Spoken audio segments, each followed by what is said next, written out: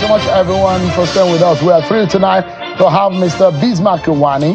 He's a well-known economist with a knack for breaking down complex economic issues.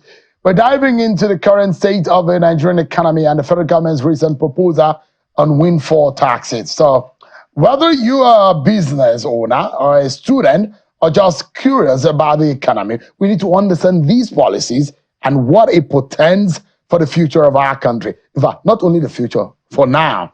Bismarck Rewane, thank you so much indeed for your time tonight. I appreciate it. Thank you for having me. Yeah. It does look like some good news. It's not been bad news in the last few weeks as far as the Nigerian economy is concerned. And it looks like the economy has defied some very not so good predictions and it's gone way higher than what economic predictions were. What does this mean? What is the general outlook of our economy as of today? Well, the economy is achieving some level of growth, and we've actually gone up as high as 3.19%. And actually, it was a surprise announcement in terms of the data. But if you look at it critically, it is the second quarter of 2024 compared to the second quarter of 2025 or 2023. Now, the second quarter of 2023 was when we had the currency change. We had the elections, and that was between March and June 2023, during the election and the transition. So economic activity came to a halt. You know, there were PS terminals, queues at the ATMs and all of that. So when you now fast forward to 2024, you find that 2024, compared to a low base 2023, actually achieved this 3.19% growth. But if you look at it, there were 46 activities that were monitored. Of the 46 activities monitored in 2024, only 10 expanded, and that is about 27% of the level of activity. Over 78% of the activities actually declined, shrunk, contracted, and actually slowed down. So generally speaking, of the 6 variables that we looked at this evening, you'll find that economic growth is up, is green. Inflation is up, and that's at 3.4, it's red. Exchange rate as of this evening is 1,622 naira per dollar. That is down. The FAC had come down from 1.2 trillion to 1.14 trillion. However, the external debt has actually declined to 42 billion, and our oil production has increased. So out of the 6 variables, 3 were green and 3 were red. So generally speaking, the economy is limping along, but it's not doing that badly. Well, the one that doesn't look like is yielding to any kind of medicine is the exchange rate. Is there any end in sight into that disparity? The disparity over 1,000 naira to the naira has been there for several months. Is there any time? No. How soon can we? I think the truth is that the exchange rate has stabilized at a particular range. So what we are looking out for, tomorrow they're going to announce the result of the diaspora bond. With that, we expect about almost, even though it's for $500 million, we think that there'll be about $1 billion that will be achieved. So with that kind of oversubscription, I think that the central bank will then be able to go into the market to have another Dutch auction. If they have that auction, we believe that the naira begins to appreciate, even though very, very slowly.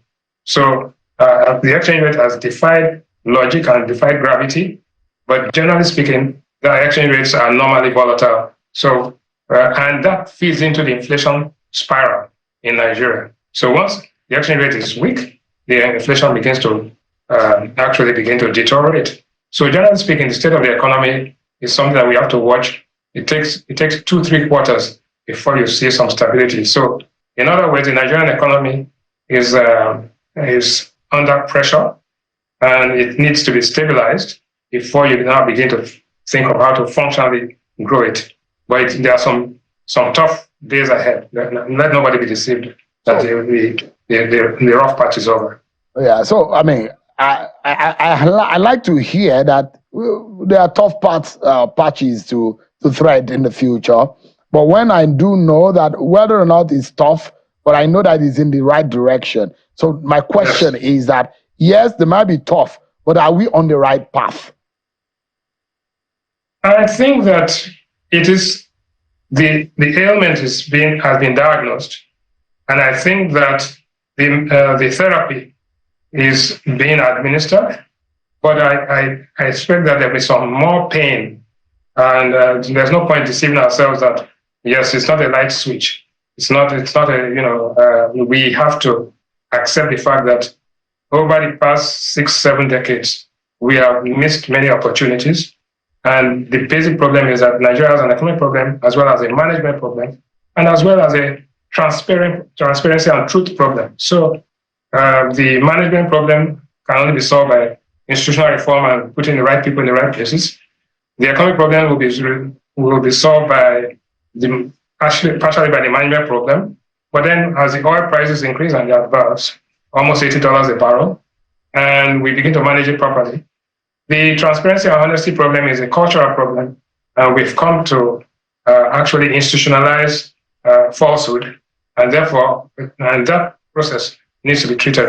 And if it is not actually dealt with, then all the other problems will begin to crystallize and become worse than we thought it is. So, in other words, management problem as a result of capacity of the people that are managing the economy. 2, institutional problem an economic problem because of the revenues that we generate from our resources, and then the cultural problem of having a culture of falsehood and believing our own lies. So that we'll have to overcome that. But generally speaking, where we are today is better than where we were in about three months ago. So if that answers it, it's a very slow, difficult process. It's just sharing news anyways, but the reason why I called you, if you remember, I told you, Mr. Rewane, I'm confused. What is this windfall tax? I do know that windfall tax comes in different sectors where there is maybe a higher yield or profit and the government takes whatever that is, let me allow you to explain. I mean, we're hearing and we do know that there are plans up to about 50%, especially in the banking sector, to increase the windfall tax. What is this about? Okay, the windfall tax. First of all, the viewers must know that Nigeria has a revenue problem and has a growth and investment problem.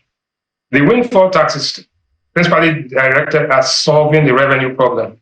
So, and in economic jargon, we call it Robin Hood economics. The story of Robin Hood was the man who robbed the rich to give the poor. And therefore, you look at the situation that there's income inequality in Nigeria, there's growth happening, but it's not addressing the welfare of the people. So and our GDP our debt to GDP, our tax to GDP ratio is much lower than that of our African peers.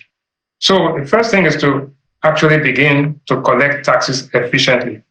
What has happened in the past is that the taxes were inefficiently collected, and that which was collected was being stolen and mismanaged. And now we are now moving to the era of using digital technology to identify taxpayers and then collect it efficiently. Now, another thing is that we must note that the people's incentive or enthusiasm to pay taxes is dampened because the taxes they paid in the past, they cannot see the effects and results of it. So the enthusiasm to pay and the ability to pay are two things. Now, if the taxes that were collected in the past have been well utilized and well managed, then the people will be happy to actually pay more. But having said that, what this windfall tax is not in Nigeria specific, it's across the world. And we looked at 5 countries, actually, and these 5 countries where it had happened in the past, United Kingdom did it in 2022 to run from 2022 to 2028. It was 35% on oil companies that made significant gains out of taking advantage of the Russia-Ukraine war. Portugal did the same for 33%, and it ended last year. And it was excess profit from refineries and food retailers. The Czech Republic, 60%, and it was 2023 to 2025 on energy firms to subsidize cost and support social assistance programs, because these energy companies who are using brown energy are actually polluting the earth, and therefore they have to pay for the conversion into green and renewable energy. Germany had the highest tax at 90% on the energy sector, because Germany was closer country to Ukraine at the end of the European Union. And so they really put a break on the energy tariffs. And there was a point in time when people even couldn't pay their electricity bills in Germany. So this was used to subsidize the people at that time. Italy had a 40% windfall tax on banks to help mortgage holders and cut taxes. So having said that, let us see what the impact of this would be on Nigeria as it is in Nigeria. But what necessitated the Nigerian situation? You've given us these 5 countries as samples. Why is the federal government's appetite for a windfall tax just got working up? Why? Because there's a revenue shortfall. Nigeria has an aspiration, and let's first of all look at what we set out to do. To achieve a growth rate of 5 to 6%. The president said, I want to achieve a $1 trillion economy. Today, the economy is at $384 billion. So the economy has to more than double. It has to grow by 200% in the next couple of years.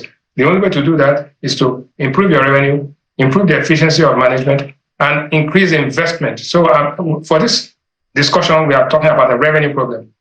2, to increase the income per capita. Nigeria's income per capita is 1,690. And this is abysmally low. We have 63% of the population are in multidimensional poverty. And we are generating 5,000 megawatts of power. So the goal is to double that in the next 2 to 3 years and to insulate the economy from exogenous shocks. So one way of doing this is to collect taxes more efficiently and to tax areas that there are excesses. Now, but let us understand something very clearly. The total windfall tax, taxable windfall, is 1.4 trillion. Those who made money out of the fall of the naira are mainly banks, and I'll name them in a minute. But it is also important to know that the total losses from some people lost money on this, and the losses are 1.7 trillion. Therefore, the net in the economy, there's 380 billion naira, 300 billion naira of net losses. So the difference between 1.7 trillion naira that was lost by the companies and 1.4 trillion that was made, that was the profit of those who made it. So who are the winners that made the money, the most money here? GT Bank made 441 billion naira, and Eco Bank made 328 billion naira, Zenith Bank made 288 billion naira, UBA made 138 billion naira, and FCMB made 83.96, Fidelity 44, and it goes all the way to Sterling Bank, which made 6.23. But let us now look at those who lost money. Those who lost money, the highest losers from this exchange rate depreciation was MTN. They lost 740 billion naira. First Bank Holding Company lost 332 billion naira. Nestle lost 195 billion naira. Nigerian breweries lost 195, and Guinness lost 153 billion naira. So now, if you penalize the banks that made money, what are you going to do to those who lost money? So that's part of the discussion. We believe strongly that you can, while it is possible to make money, for the government to make money from this tax initiative, we must also begin to see how it can be done in a way that is a win-win situation. But first and foremost, all taxes must pass the test of what we call the canons of taxation in economics. You never have any tax that passes 4, but at least if you have 3/4 or 2/4, then you go. And what are those canons? Taxes must be fair. That is, the rich must pay more than the poor. They must generate revenue, so that you must make money out of the government must make money out of the taxes. 3, they must be easy to administer. And 4, it must be neutral. It doesn't destroy value. So for this tax, this forex tax, the windfall tax, it is equitable because the banks that made money are paying more than the people that didn't make money, and they are paying 70% of the tax of the profit there.